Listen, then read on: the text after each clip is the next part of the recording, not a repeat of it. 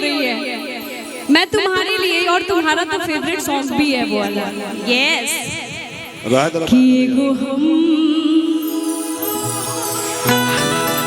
हमारे दिल हमारे जान तीनों तो हार कि तो हर बिना खाना पीना अलग की गोरी सब बेकार एगो हमर दिल हमर जान तोहर हमर दिल हमर जान तोहर बिना खाना पीना तोहर बिना खाना पीना लगे कि गोरी सब बेकार एगो हमर दिल हमर जान तोहर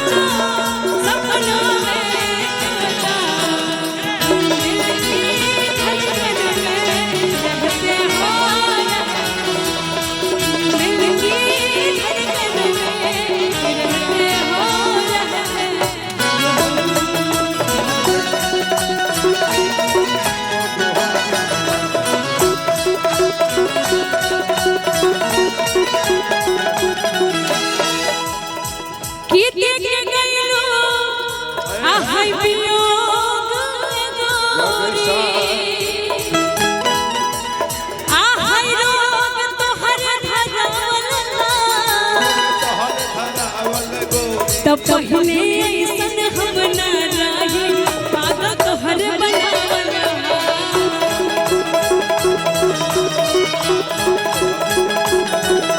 तब पहले ऐसन हम ना रही पागल तोहर बनावला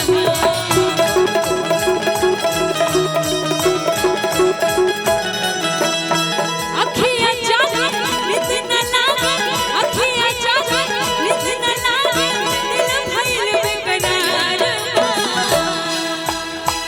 अच्छा एक बात बताइए, इसमें से कितने लोगों की शादी हो गई है? सभी लोगों को हो गई है। अच्छा सब लोगों की शादी हो गई है, बहुत ईमानदार है आप लोग।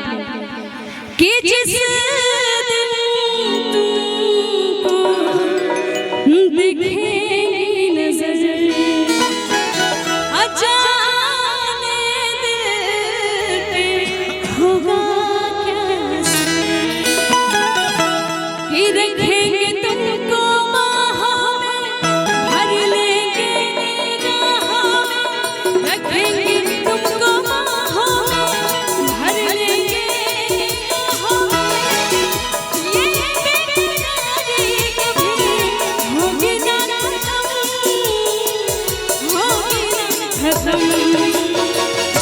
सोचेंगे